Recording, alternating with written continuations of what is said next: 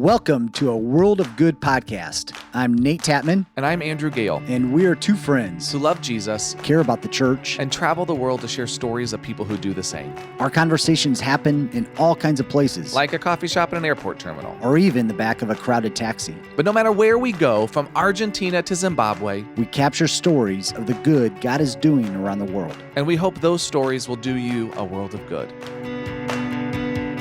Welcome to a World of Good podcast. My name is Andrew Gale, and I have the pleasure of sitting here with Kathleen Otchy, who works at Fairfax Church and is going to tell us a little bit about her role here, but so excited to have a conversation about how we think about storytelling in our churches. Stories have an incredible importance and potential impact on people that are a part of our church, but how we do that is incredibly important, and I'm excited to talk to Kathleen more about that. But before we jump in, Kathleen, tell us a little bit about yourself, your role, and where you serve.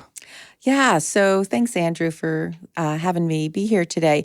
I have been at Fairfax Church for the last 20 years and have served in caring for the folks of our church. We have a good-sized congregation, and so get to do that, get to care for our missionaries as well, and get to care for our staff, doing staff development and leadership.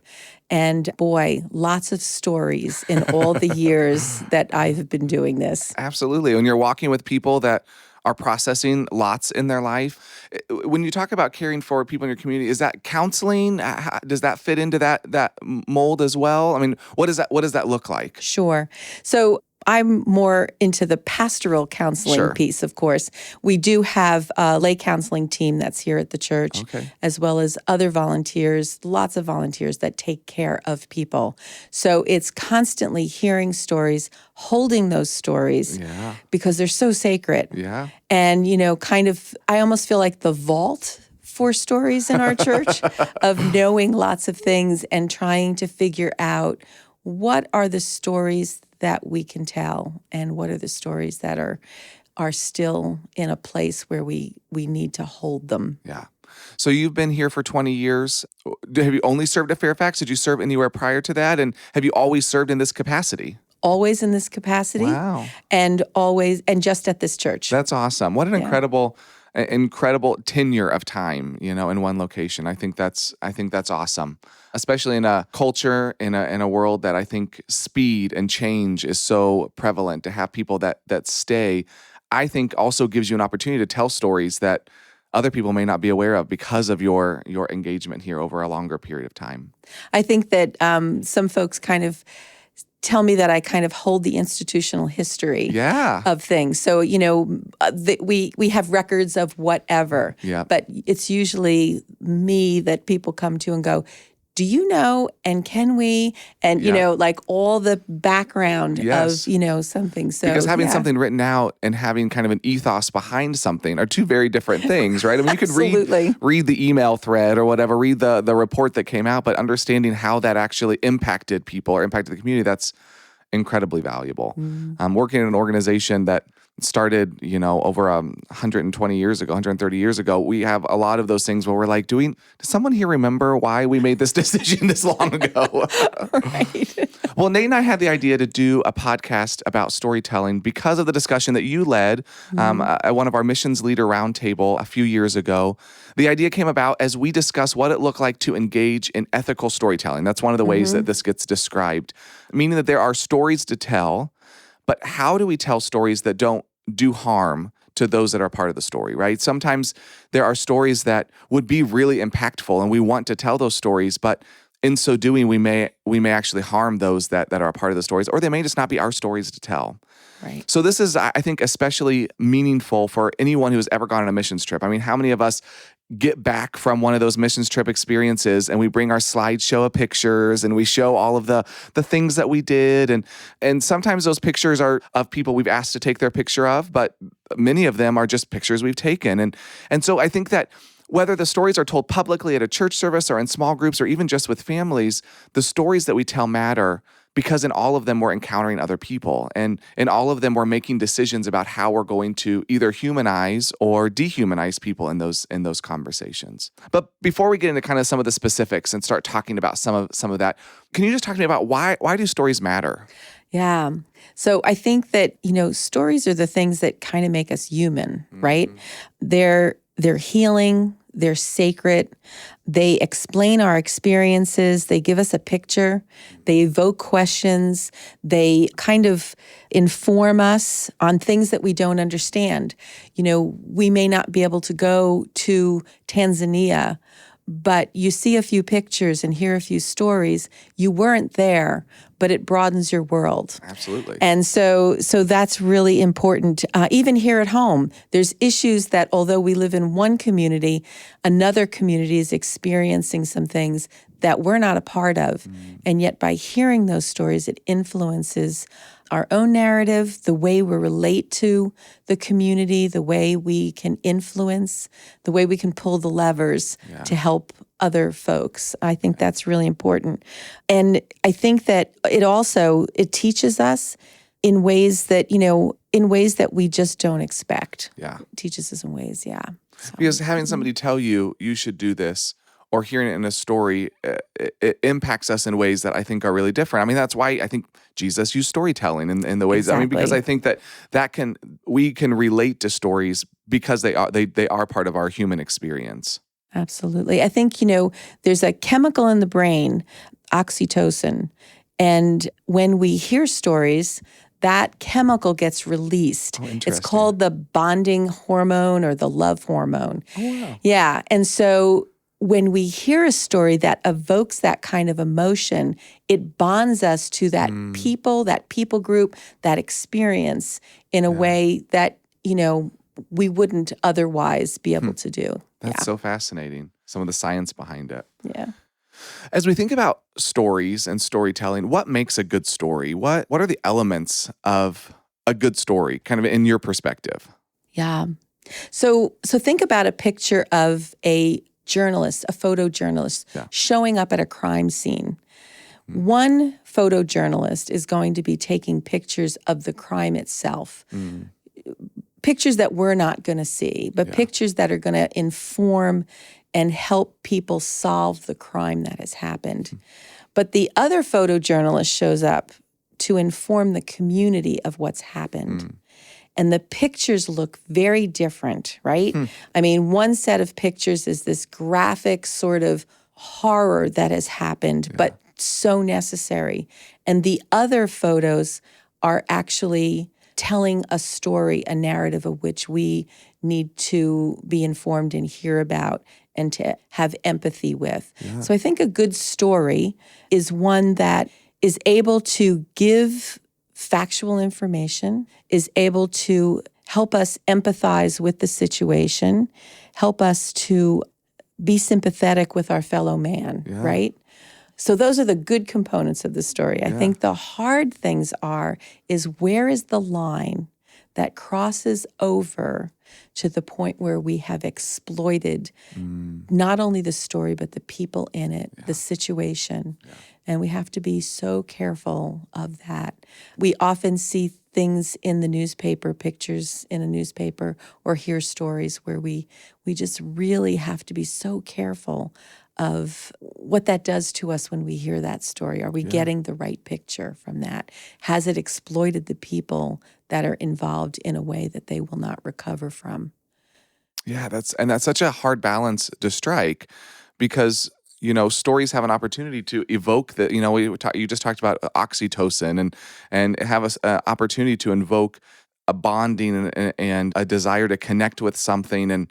And we want that to happen when we're talking about opportunities for people to go and serve. But we have to do that in a way that doesn't take advantage of those that are a part of that story. Historically, stories have encouraged people to engage. I mean, I think about, so many of those that engage in missions can point back to experiences they have or stories that they heard. I mean, the missionary biography, that was a huge part of the, 100 years ago of really talking about what was going on that cause people to say, I want to be a part of that, and a huge impetus for people to engage. So there is value in those stories. Absolutely. But certainly those can be some of those that were very that looked at people that the other and tended to look at them as this strange, bizarre, and that's what. So, do those stories need to stop, or how do we engage those stories in ways that are healthy? Right. So no, they shouldn't stop, and we can still continue to tell them. There's a difference between sitting around, coming back from a trip and sitting with a group of people, a small group of people, and telling your experience, right? And you even talk about this in some of the things that you've done where, you have to have the story for different people, right? Yeah. And so for one group of people, like your parents or family, your spouse, your small group, and you're telling the really the big things that happened, how you were affected. And then you might have the story for the congregation where it's a little bit different. And I think the narrative, we need to fit the narrative, the story for the group that we're telling. So if you're sitting in your small group, you can certainly kind of share at a bigger level. I think that when you're in a congregational setting, you need to kind of level that story up a little bit and talk about that in a different way. I think, let's say we're telling stories. Let's say there's a great story. Maybe this is not a mission story, but it's a great story in a church that something happened in someone's life. And we understand that stories are in process. This side of heaven, the end of the story does not happen. Yes. And so, for instance, we had a woman a number of years ago, a young woman, who came and told a really powerful story to our congregation, and it was recorded. And, the recording of that, who knows where that goes, even if it gets archived, it just kind of floats out there somewhere. And a couple years later, she contacted me and she said, that story is still floating out on the website. And she said, I said some things that I would like to. She said, not that they weren't true. And at the time, that was the appropriate story to share.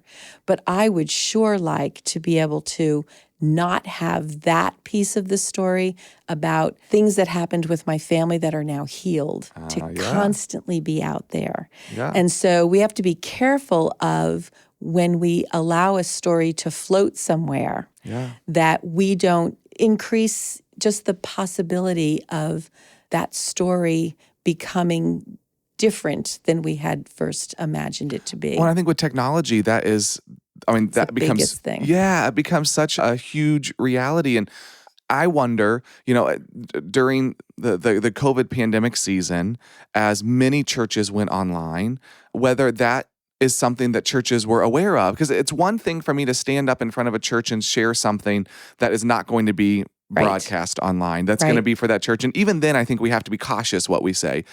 But now that everything gets put online, those same stories are now able to be reached. Of the people that we talk about may be hearing those stories if it's somebody that we connected with globally. And I don't know that we're always fully aware of that. I mean, I don't know how many times I've traveled to, this has happened a lot. And actually it just happened recently with a pastor in Africa who said that many of his people in his congregation are listening to pastors in the United States. Yes. And he's having to kind of combat some theological thoughts that are challenging the way that their congregation is thinking about their call and what they're doing but the access to that is so prevalent. And they'll say, well, this pastor in the U.S. said this, and that becomes a real struggle.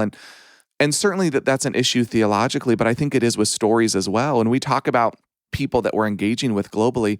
If we don't recognize that if that goes on Facebook, if that goes on social media, that becomes pervasive. If we've connected with these friends while we're in these countries on those kind of social media platforms, what would they think if they saw that, And I think that's something we're sometimes not always aware of. But one of my professors said, if I'm going to tell a story, I want to ask if I'm sitting in the room with that person, would I tell that story the same way? Exactly. And I think that's a really interesting way to think about this. She was someone who worked primarily with people that were experiencing homelessness.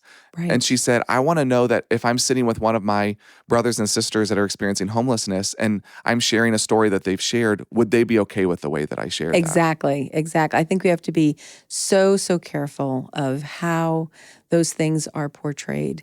And I think, when we're sitting with someone, especially with someone who really is listening, who's compassionate towards the person telling the story. You know, they're the right people in the room for sure. But you might say things that you might not say in another context, right?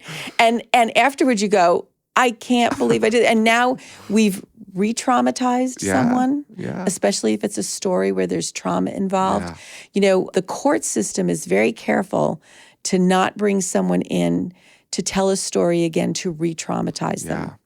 I think, you know, there's other things in place that we are just really, we're careful about. Counselors do not have people constantly repeating stories to re-traumatize them. They don't record things on purpose. And so when we do that, we have to be so careful of that particular story, of making sure if it's heard 3 months from now, does it still sound the same? A year from now? And I think, too, we have to think about the stories that we do put out there and, you know, how do we retract them? Can we? Yes. How do we retract them? Is there some kind of a consent that we say to the person telling the story, this will only be shared here, and then we're pulling it back, you know? A life cycle. Exactly. Exactly. So I think we have to just think about those things, you know, about the stories that we're telling. You brought up a second ago the idea of multiple stories, and something that I mentioned, and I appreciate you bringing that up. I want to say that I think we need to go farther with that. So when I conceptualized the idea as a part of our kind of trip training to talk about having multiple stories, the idea was having these shorter version, a middle length version, a longer version that you tell, so that somebody who says, "How was your trip?" and they really just want to hear fine, you know, you don't bore them. But I think what you're bringing up is equally more important than that, and that is knowing what specific context you have to speak in. It's not just about length; it's about the appropriateness of the information that's being shared. And so I think that's something we have to think about, not just how do we share something that's captivating, but how do we share something that is contextually appropriate for the people we're talking to. I mean, even thinking about if I'm going to go speak to a Sunday school class of kids about my experience, I need to contextualize that differently than if I'm speaking to adults. And I think that's we recognize that in age demographics, but I don't think we always recognize that if I'm speaking to a large church, I have to contextualize that differently because I can't give the details that I may need to for that person to fully understand the picture. And the quick picture that I'm giving is not an accurate or a fair one. And so making sure that we think through how we make sure that our stories are set within context. Absolutely. And I think another piece of that, for which you deal with all the time, is the cultural context. We hear things as Americans very differently than other, you know, so what is normalized in a particular people group is not at all, doesn't sound normal in our context. So sometimes we're given 2 minutes to tell a story. And that's not enough time. So we have to either broaden the time frame and insist that the time frame be broadened. Or if you want the 2-minute version, you're not going to get anything that's, you know, extremely effective. And so I think, you know, we just have to think through this so much better than we do. Yes, absolutely. And I think that, you know, you also made a comment earlier about telling my story. And so I want to ask about that. So you made the comment that often, you know, when we're in those groups, we shouldn't think about necessarily, I can't remember how you said it. Not that we shouldn't think about, but we have to be cautious that we're not sharing other people's story, but we can share our story in that. So how do we do that in a way? Because so many of our stories overlap. You know, if I'm sharing my story, when does that story impede on somebody else's life? Does that make sense? Like, absolutely, sure. How would you think about that? Yeah. So, for instance, case in point, right now we are in the process of helping a Afghan family left Kabul. We were in that a whole, you know, like really deeply trying to get them out, State Department involved, all of those sorts of things. They're now in a safe place, but now we're trying to get them back here to the States because they originally were from here, happened to be in Kabul at the time. Big story. So when people ask me my involvement in that, what I say matters, because if I talk about that in broad strokes, that's easy. But if someone starts asking me the details, it could easily put them and their route back to the States in danger. Yeah. I can't talk about the people I'm talking to. I can't mention why this person has been moved from this facility to this facility. I can't talk about who I've talked to on the ground. And I can't tell really anybody that right now, right? I mean, Yeah. I'm just kind of like managing this conversation. But people are intrigued. They want to know because this is the story right now that is in the forefront of things. And you're hearing, on a news broadcast on CNN what they're portraying, but what is the human story? Yeah. We're not having contact we're just telling the broad story. We're not having contact necessarily with too many individuals. So when you meet somebody that has this very specific story that is intriguing, you want to hear every detail. But those details can't be given, and not yet. Yeah. And not until this family is here again and I'm standing alongside of them and we're telling the story together. Yeah. And at that point in time, you would feel comfortable sharing that story. Yes. And again, I another piece of that is that's one story amongst their longer story, I'm sure. I mean, like you can tell that story from start to finish because when they're standing there with you, that piece of the story, has been finished. And that was one of the things that I think was really intriguing to me that you shared when we discussed this at our missions leader roundtable was that one of the challenges is that we tend to tell stories as if they're completed or finished when they're not, especially when we're talking about people's experience of transformation or change, which are impactful stories. When somebody says, I used to experience homelessness and now I'm not, or I used to be addicted to drugs and now I'm not. Like those stories, I mean, those are the oxytocin. Those are the ones that get, those are the ones that get us engaged and wow, that's incredible. But oftentimes we tell them as if they're complete. And the story of this Afghan family that's getting back, there will be a completion to that you can tell. Exactly. But a lot of the stories that are really impactful are those that are longer term. So can you share insights with us that you shared during that? Like, what are some of how do you process that? How do you go about telling a story knowing that it's not finished, that we can't wrap it up with a bow? Yeah. I can remember a number of years ago, there was a baseball player who had become a believer. And, the Christian community just like capitalized on this poor man, he's one of us now, and that whole thing. And he had a past. Yeah. And, and he talked about that and he gave testimony at some Christian banquet. And it was just this really big deal. And then a number of months later, the same struggle that this man had previously, he had again. And I can remember so clearly that the Christian community in certain parts were kind of like, how could he do this to us? Yeah. We put him out there. Yeah. We said, and the thing is, it's like, what did you expect? Yeah. Like you kind of exploited this person's story because they were famous. This person came, shared their story in a really raw and real way. And then when he fell, you left him. Yeah. I mean, that's really what the story was. They left him. And they were just like, well, we're not gonna talk to you anymore. You're not a real believer.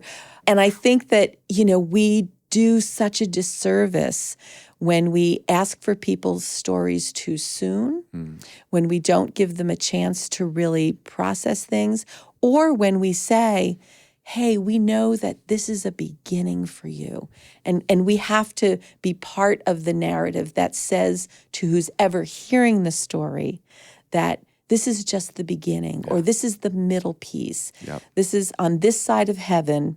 This story is not going to be complete. Yeah. And I think we have to keep reminding the hearers of the story that is, in fact, true. Here's a slice, and this slice fits into this longer narrative, but we're only getting this little slice. And our slice ends today where we are, and it continues on from there. And so we don't know what comes after that. Exactly.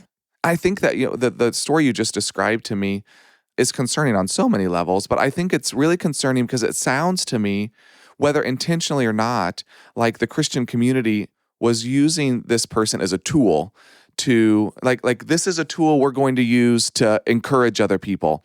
But again, whether intentionally or not, didn't see him as a human, saw him as a means to an end. Mm-hmm. What kind of questions do we have to be asking to make sure that we're not doing that? I mean, because I struggle with this, like as someone who preaches, right, or teaches at a church, you want to tell stories that relate to what you're sharing, right? You're sharing about transformation. So you want to find a story of transformation. But at times that story can be just our tool to get our point across and not really setting that, not being fair to that person. So what kind of questions do we need to be asking as people who are sharing stories to make sure that our intentions in sharing that story are good? I mean, I don't know how else to ask that any better. That's one of my struggles. Right. So I think, there's been authors for forever who have written stories, who have shared stories, and they were able to kind of couch the story in a framework of being able to still tell the story, but not give the details. Yeah. Like it's not like you're telling the story and going, this story is about Joey's on the front row today, or this story is about someone in our congregation, but I'm not going to share their story, their name. But I mean, I think you can use the story, change enough of the details. I think we can do that. I think we can ask permission. Sometimes we don't ask permission of people to see what parts of this can we share. And again, I think it's just, you said before, this is a slice. We're not going for the whole thing here. It's not easy. There's no easy answers on any of this. I know. There are no easy answers on how to do this. Tell us exactly what we have to do. No. I think that's really helpful. And one of the things that you mentioned earlier and you just brought up again is permission or consent. When people are traveling to other countries, would you recommend that before any pictures are taken, before any stories are told, that consent is given? What does that look like? I mean, are there any rules for the teams that come out of here? I don't know whether you're aware of that in terms of what they can and can't share, or things that you would just recommend for us, as people that go and travel and have these experiences that we want to share. How do we garner consent? Yeah. So my daughter was a photojournalist on the mission field years ago. Okay. And the organization that she worked with was very specific about the kinds of pictures that you're taking, that, taking a full-on picture with a child in living in a very difficult situation, you could easily take a picture of their feet. Yes. You can look at different ways. You can take pictures of hands. You can take pictures of, of the surrounding community, those sorts of things. Now, if we just take a picture of like the landscape, it doesn't give what we want, right? You want the humanizing pieces to that. Yeah. And so you have to figure out a way to do that that's not this full-on sort of, this is what's going on, isn't this horrible, because that's kind of what the picture, it reminds me of the story, or the commercial. We see this at night. Like if you're up after midnight and you're watching a bad movie, the commercial that comes on inevitably is that one with the animals that are in bad situations that people find. The background music is in the arms of an angel, right? I was about ready to start singing it. And you're just seeing this, and it's just like, you want to write that check out, And I'm sure that if they just show the bright side of, here's all the people that have adopted the dog, that's not compelling. But is there a middle ground somewhere that we're not exploiting even an animal, that we're doing this in a way that keeps the humanity for the folks that we are working with. And so I think, maybe talking to, like if a team goes out, having the conversation with them about the kinds of pictures, the kinds of stories, not recording things, unless you have permission and you're recording the right people who can tell the stories in the right way. I think it's really hard. Sometimes there's a tragedy in a community and you can just see the journalist bringing up the someone who doesn't understand what's happening and they're telling the story and you're just thinking, oh man, you're going to go home and regret this, right? Like this is going to be on the news cycle for a while. And you've told that story in a way that you would tell your mother or, or your brother or someone going back, but you wouldn't tell the world that way. And so I think we just need to talk to our teams, talk to the people who are out on the field and share that. And sometimes journalists do that purposefully to get those stories, and I think sometimes as church people, we can whether, again, intentionally or unintentionally, do the same thing, try to get these stories that we think will be captivating. But I think that, yes, I think that that idea of taking pictures of things other than people's faces, I think about as a parent, if someone drove into my neighborhood and took a picture of my kid, I would be incredibly concerned. Exactly. Like, that's not okay. Like, Right. you need to talk to me. But how many times when we travel do we work in communities where we may see kids that come to a VBS or a church service, but we don't see their parents or know their parents? And so by taking pictures, aren't we doing the same thing? Like driving into somebody's neighborhood and taking a picture of a kid, which again just sounds absurd in our own community, but we don't, for whatever reason, we don't implant that same idea as we travel globally. And so I just think that's something we have to stop and go, okay, would this be uncomfortable for me if someone did this to me in my home context? Right, exactly. Yeah, and I think it's easy for us, again, not to think about that when we're traveling. Yeah, I think one of the things that can be complicated is that we hear this about these concerns and being raised, and we can go to the other end of the spectrum and say, oh well, I'm just not going to tell any stories at all. But we need these stories because these stories relate back to who we are, to our faith, and how we're connected to one another. And so, what's a way that we can focus our stories that continue on an ethical lines that allow us to be ethical in the way we're telling them, but also tell those stories that are important, that do captivate and engage people? Yeah, so I think we need to make sure that our focus is on what is God doing in this person's life, in this community, in this particular context with this issue. What is God doing? Not what's the church doing, what's the mission organization doing, what am I doing, but what is God doing in the midst of this? And if we focus on that, it'll be on all the right foundation, the right pieces of this story without having that exploitation piece brought up. It will be sacred, it will be holy, and that's really what we want in the first place. Yeah, absolutely. I think that's exactly right. And I think that the question that comes to my mind as you say that is, who's the hero of the story, right? It's so easy to put ourselves as the hero or the protagonist. And and just like when we hear stories, there's a context, there's a setting, there are the characters. We have to think about who we're putting in those roles as the characters, who's the protagonist, and if God is the hero of the story rather than us, then that takes away that exploitative opportunity. I think that when it can easily become about us trying to tell how great we are rather than telling the story of God's incredible work in a community. There's an interesting graph that I have seen that's from a book by Andy Crouch, and he puts on a spectrum of authority versus vulnerability, and talks about the levels of it's on a quadrant. So high authority, high vulnerability versus low authority and low vulnerability. And as Americans, we go into these settings, these contexts with very high authority and very low vulnerability. When we go and capture somebody's story, it's very easy for us to be in the place of power and not the place of having any vulnerability. But the people we're going to go have conversations with, the people we're traveling and visiting, are often high vulnerability and very low authority. And so I think if we think about that and recognize that as we tell this story, how do we help the people that we're encountering that are in vulnerable situations not feel vulnerable, not be made vulnerable by the story, but lift up the ways that they're engaging in the way that God's engaging in that community, and trying to flip that power dynamic so that it's not about us exerting power on somebody else, but allowing their story to be shared in a way that represents them and that is the way they would want it to be represented. No, I think you're absolutely right. That's a great thought. Great thought. Yeah. Well, Kathleen, thank you so much for this time today. Thanks for sharing with us, for challenging us. And hopefully as we step aside and engage in cross-cultural work, we can be reminded of where we are in the story that we're a part of and how we can tell the good stories of God's work around the world without exploiting, without making people vulnerable, without manipulating, but by truly bringing people into the good work that God's a part of. So thank you so much for this. Thanks, Andrew. Thanks for listening to A World of Good.